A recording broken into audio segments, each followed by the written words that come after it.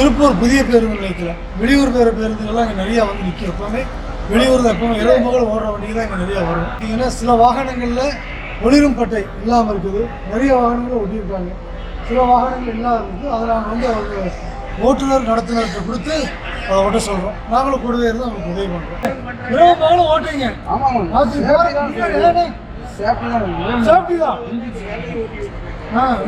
ஏற்கனவே அடிபட்டு வேற நம்ம எல்லா வண்டியிலும் பாதுகாப்பு.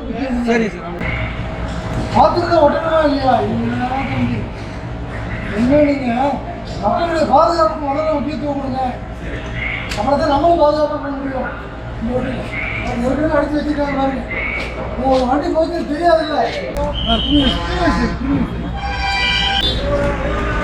இதே மாதிரி எல்லா ஆவணங்களையும் எல்லாரும் ஒட்டிட்டீங்கன்னா எல்லாருமே பாதுகாப்பாக போகும். வாழ்த்துக்கள். நன்றிண்ணா.